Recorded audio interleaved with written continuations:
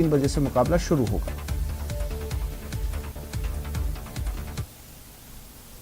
चिकित्सा मंत्री डॉक्टर रघु शर्मा ने आज अपने निर्वाचन क्षेत्र केकड़ी को करीब 32 करोड़ के विकास कार्यों की सौगात दी। मंत्री शर्मा ने केकड़ी अस्पताल में टाटा ट्रस्ट के सहयोग से अस्पताल विस्तार के करीब 20 करोड़ के विकास कार्यों का लोकार्पण किया। इसमें 10 करोड़ का सिविल वर्क और 10 करोड़ के उपकरण शामिल हैं। साथ ही मंत्री शर्मा ने 2 ऑक्सीजन प्लांट का भी शिलान्यास किया। इसके अलावा भी मंत्री शर्मा के केकड़ी में आज कई और कार्यक्रम हैं।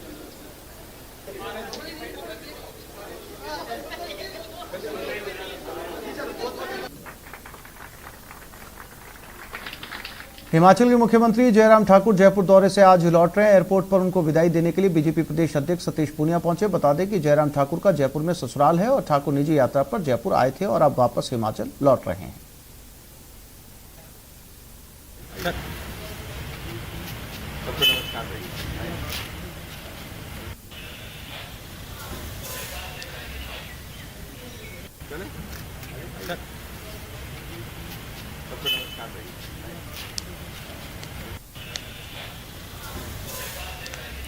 उत्तरी पूर्वी राजस्थान में जयपुर और भरतपुर संभाग के कई जिलों में मानसून अगले 3-4 दिनों तक मेहरबान रहने वाला है। वहीं आज भरतपुर और जयपुर संभाग में अच्छी बारिश हुई। मौसम विभाग ने कई जिलों में भारी बारिश की चेतावनी भी दी है।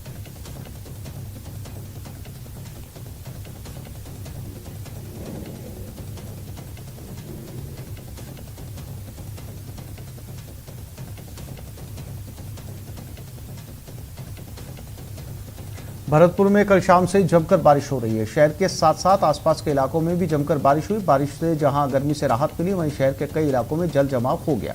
शहर के सभी नाले उफान पर हैं, पानी सड़कों पर जमा हो गया।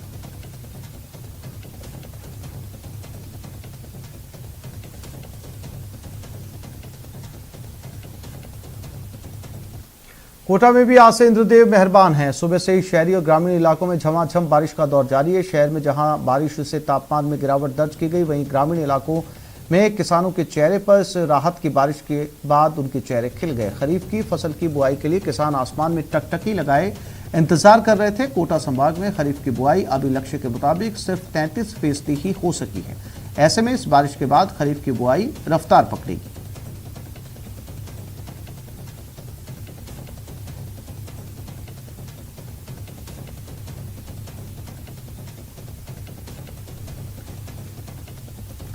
और कोटा में लंबे इंतजार के बाद मानसून मेहरबान हुआ। आज सुबह से कोटा शहर सहित ग्रामीण इलाकों में झमाझम बारिश का दौर शुरू हुआ। कई घंटे की बरसात से तापमान में गिरावट होने से गर्मी से लोगों को राहत मिली, तो लंबे समय बाद लोग बरसात का आनंद लेते हुए नजर आए। बारिश के चलते कई जगह सड़कों पर पानी भर गया। ग्रामीण इलाकों में तेज बारिश से किसान खुश हैं, क्योंकि अब खेतों में बुआई हो सकेगी।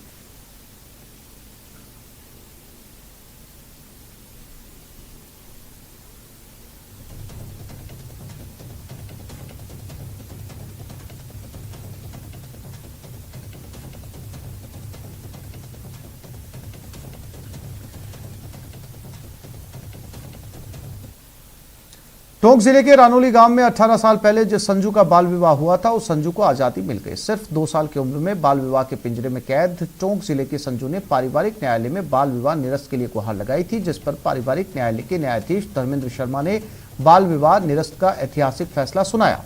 टोंक जिले में बाल विवाह प्रतिषेध अधिनियम के तहत कानूनन पहला बाल विवाह निरस्त हुआ है। आज खुशी की बात है कि आज टोंक जिले का पहला बाल विवाह निरस्त हुआ है। यानी कि बाल विवाह पहले बचपन में हो चुका है और आज टोंक डिस्ट्रिक्ट का पहला बाल विवाह होने के बाद लीगली कैंसिल हुआ है। जो बच्ची संजू है, जब वो 2 साल की थी तब उसका बाल विवाह हुआ था। 2 साल की उम्र में उसे बाल विवाह की बेड़ियों में जकड़ लिया गया और जब वो बड़ी हुई तब उसे लगा कि वो उस बाल विवाह को नहीं रखना चाहती, तो उसने अपने पिता से बात की। पिताजी ने उसकी इस इच्छा को सहारा दिया, सहयोग किया। जैसलमेर में 15 जुलाई से यातायात पुलिस द्वारा यातायात जागरूकता सप्ताह का आयोजन किया जा रहा है। इस सप्ताह के चौथे दिन वाहन चालकों को यातायात नियमों की जानकारी के साथ ही सीट बेल्ट और हेलमेट पहनने के लिए पाबंद किया जाएगा। पुलिस अधीक्षक डॉक्टर अजय सिंह के निर्देशन में पुलिस जागरूकता सप्ताह चला रही है, जिसके तहत आमजन को जागरूक करने के साथ ही यातायात नियमों का पालन भी कराया जा रहा है। इस दौरान नियमों का उल्लंघन करने वालों पर कार्रवाई भी की जा रही है।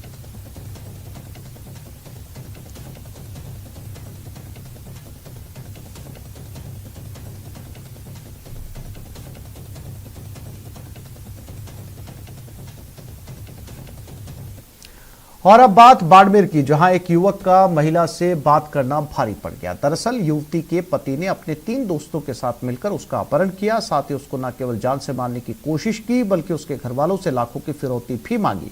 मामले की गंभीरता को देखते हुए पुलिस ने त्वरित कार्रवाई करते हुए 4 लोगों को गिरफ्तार कर बंधक युवक को छुड़वाया। बता दें कि सरहदी बाड़मेर में पुलिस को एक युवक के अपहरण और फिरौती की सूचना मिली थी।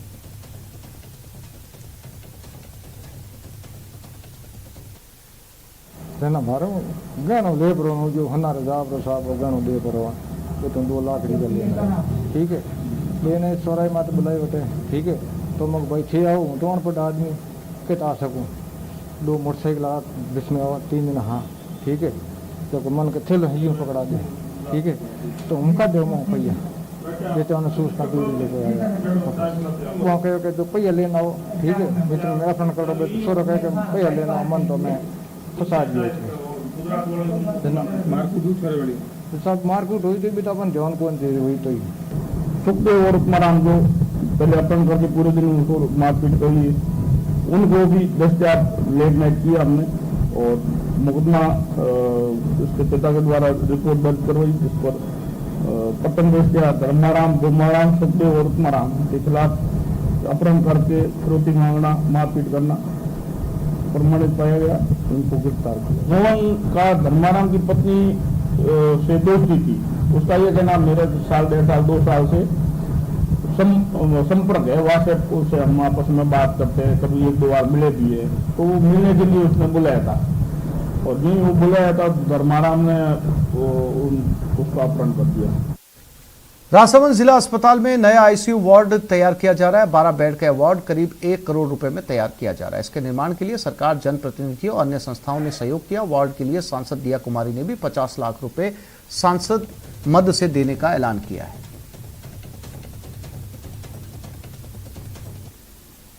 जिला हॉस्पिटल में आईसीयू बेड बहुत कम महसूस हुए, कई लोगों को हमें न चाहते हुए भी आगे रेफर करना पड़ा। तो 12 बेड का तो हमारा आईसीयू था, 5 हमने टेम्परेरी रूप से बढ़ाए थे, लेकिन इसके बाद में वेव जाने के बाद हमने और एस्टिमेट बनाया कि कम से कम 12 बेड और हो। अगर ये 101 लाख के लिए मैंने अपनी तरफ से सरकार को भी लिख दिया है, एनएचएम को लिखा है, कलेक्टर साहब को लिखा है। और आइए अब आपको मिलवाते हैं जोधपुर के जोशीले बच्चों की तिकड़ी से, जिसके हौसले से पाकिस्तान पस्त हो गया। हम भी हैं जोश में। इंटरनेशनल के अंदर गोल्ड मेडल मिला है हमें। हमारे गुरु, इनका नाम है अकबर मोयल, वो हमें नेपाल काठमांडू लेके गए थे यह टूर्नामेंट खेलने के लिए और हमें वहाँ पे गोल्ड मेडल मिला है। जोधपुर के जोशीले। सर में मुझे आर्मी में जाना है और इस गेम में भी करियर बनाना है। तिकड़ी का दम, पाकिस्तान बेदम। जश्न है जोधपुर के जोशीलों का, जोधपुर की तिकड़ी का, जिसके हौसलों ने पाकिस्तान को पस्त कर दिया है। विदेशी जमीन पर मार्शल आर्ट टूर्नामेंट में पाकिस्तान की हेकड़ी निकाल दी और गोल्ड मेडल अपने नाम कर देश का नाम रोशन किया। इंटरनेशनल के अंदर गोल्ड मेडल मिला है हमें। हमारे गुरु, इनका नाम है अकबर मोयल, वो हमें नेपाल काठमांडू लेके गए थे यह टूर्नामेंट खेलने के लिए और हमें वहाँ पे गोल्ड मेडल मिला है। सर में मुझे आर्मी में जाना है और इस गेम में भी करियर बनाना है। जोशीले बच्चों की ये तिकड़ी सगे भाई बहन है। इस जीत पर बच्चों के पिता बेहद खुश हैं। ये तीनों मेरे बच्चे हैं, 2 लड़के हैं, 1 लड़की है और इनका शुरू से ही आर्मी स्कूल में थे, तब से इनका गेम में रुचि थी। इन्होंने ये टाइकोंडो मार्शल आर्ट की ट्रेनिंग की। इन्होंने भारत का प्रतिनिधित्व करते हुए गोल्ड मेडल जीत गए हैं। बच्ची को 2 गोल्ड मेडल मिले हैं, बच्चों को 1 गोल्ड मेडल मिला है, तो मुझे बहुत खुशी है। और आगे भी एशियन गेम में या ऐसे कुछ बड़े गेम में जाने के लिए मैं इनके लिए प्रयास करता रहूँगा। आइए अब आपको बताते हैं इन बच्चों ने विदेशी जमीन पर किस तरह जीत का डंका बजाया है। दरअसल 10 जुलाई से 12 जुलाई तक नेपाल की राजधानी काठमांडू में south Asian federation of all India sports की ओर से इंटरनेशनल टूर्नामेंट हुआ, जिसमें मार्शल आर्ट खिलाड़ी प्रिया युवराज और शिवराज ने हिस्सा लिया। और जब जोशीली तिकड़ी का सामना पाकिस्तान के खिलाड़ियों से हुआ तो हौसलों के दम पर तीनों ने पाकिस्तानी खिलाड़ियों को धूल चटा दी और तीनों ने ही गोल्ड मेडल अपने नाम कर लिया। न्यूज़ 18 राजस्थान के लिए जोधपुर से ललित सिंह की रिपोर्ट। कोटा में हैंगिंग ब्रिज टोल नाके पर एक हादसे का वीडियो सामने आया, जिसमें एक ट्रोला अनियंत्रित होकर कैसे पलट जाता है। भारी भरकम ट्रॉली के पलटने से मौके पर हड़कंप मच गया। तस्वीरों में आप देख सकते हैं कैसे तेज गति से आ रहे इस ट्रोले का संतुलन बिगड़ा और सड़क से नीचे जा गिरा। यह वीडियो कुछ दिन पहले का है। पूरा घटनाक्रम सीसीटीवी में कैद हो गया।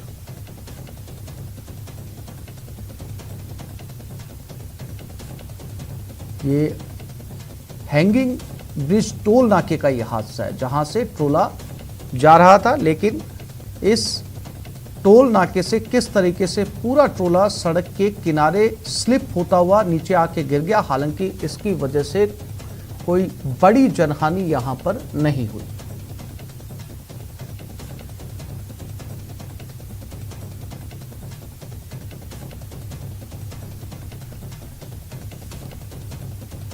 और अब बात उन बेटियों की जिन्होंने अपनी मेहनत और लगन से समाज को संदेश दिया कि बेटियां किसी से कम नहीं। अपने जज्बे की बदौलत ऐसे शिखर पर पहुंची जिस पर समाज उन्हें सलाम कर रहा है। बेटियों की ऊंची उड़ान। रास्ता वो है, हम जब 10वीं क्लास की थी उसी समय हमारा टारगेट था कि भाई प्रशासनिक सेवा में जाना है। बेटियों ने बढ़ाया मान। बहुत अच्छा लग रहा है कि बेटियां मेरा गौरव है, पहचान है। 5 बहनों ने रचा इतिहास। सर कहने को तो सबको खुशी हो रही है, अच्छा महसूस हो रहा है जी। सर हमारे माता पिता का श्रेय देना चाहूंगी मैं इसके लिए कि उन्होंने बचपन से हमें ये सोच विकसित की थी कि हमको इसी प्रशासनिक सेवा में जाना। पढ़ेंगी बेटियां, बढ़ेंगी बेटियां। सर ये तो हमारे पेरेंट्स का ही था, वो स्टार्टिंग से हमेशा यही था कि प्रशासनिक सेवा में जाना है। हम बेटियां कम नहीं। सर बहुत अच्छा फील हुआ, अच्छा लगा। जब बेटियां आसमान पर कामयाबी की इबारत लिखती हैं तो ये वेलकम बनता है। जब बेटियां नाम रोशन करती हैं तो ये सम्मान बनता है।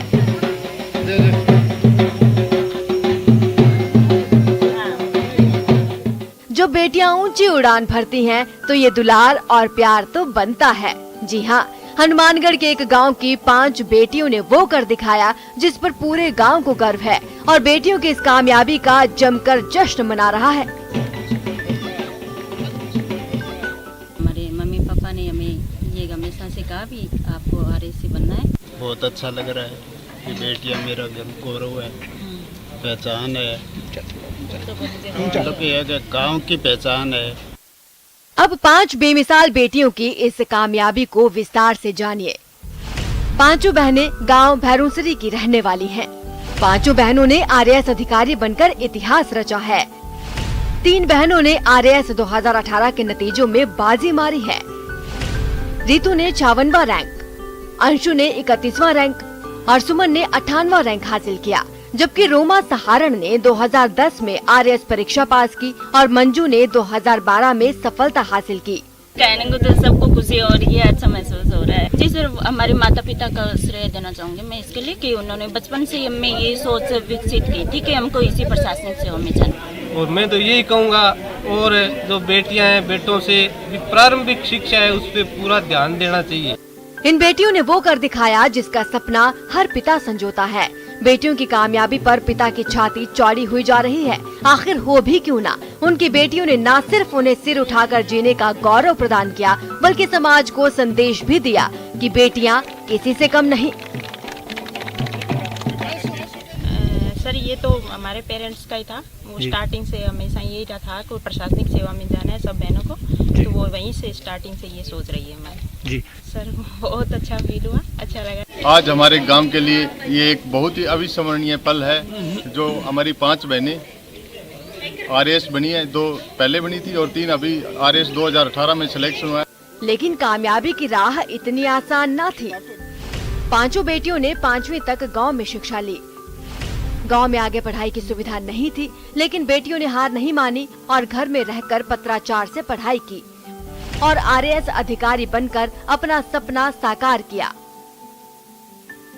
रोमा सहारण झुंझुनू में बीडीओ के पद पर कार्यरत हैं, जबकि सबसे बड़ी बहन मंजू सहकारिता विभाग में कार्यरत हैं। अब पांचों बहनों का सपना है कि वो गांव की 15 और बेटियों को प्रशासनिक अधिकारी बनाने में हर संभव मदद करें। सफलता के शिखर पर पहुंचे इन बेटियों को समाज सलाम कर रहा है। अपनी कामयाबी से इन बेटियों ने समाज को साफ संदेश दिया है कि बेटियां बेटों से कम नहीं। जब ठान लेती हैं, तो सफलता के शिखर पर सुनहरे अक्षरों में अपना नाम लिखवा लेती हैं।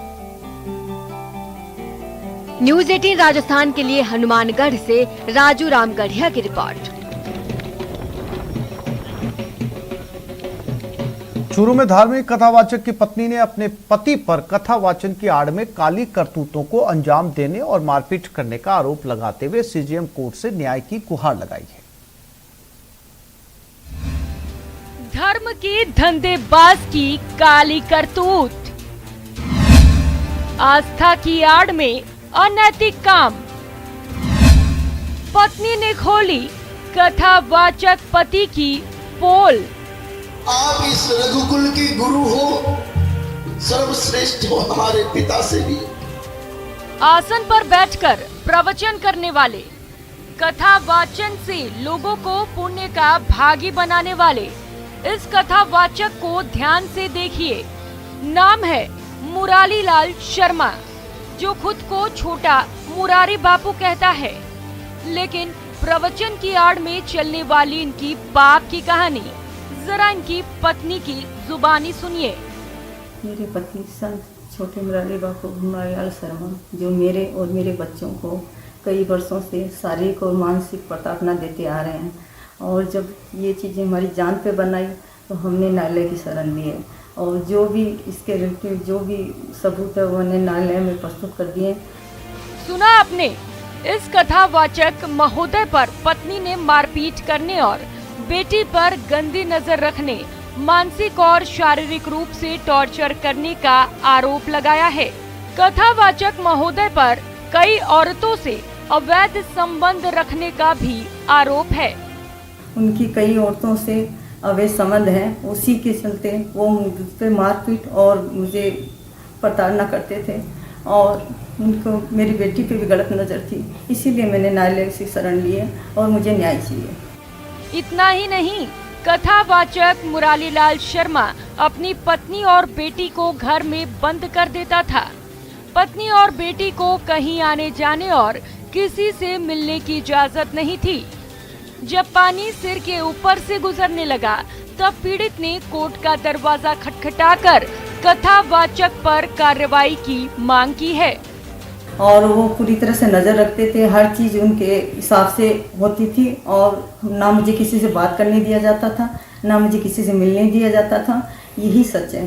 सविता शर्मा द्वारा एक परिवाद माननीय सीजेएम कोर्ट रतनगढ़ में पेश किया गया है, और परिवाद जो है वो अपराध 376 IPC 406, 420, 384, 387, 388 और 354 बादस है, और 382 धारा के तहत और IT एक्ट के तहत मामला दर्ज करवाने का निवेदन कोर्ट से किया गया है।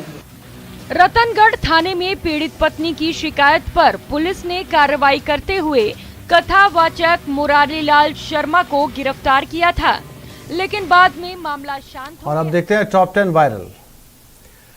आपने स्टेज पर या लाइव परफॉर्मेंस में लोगों को डांस करते तो कई बार देखा होगा, पर वायरल हो रहे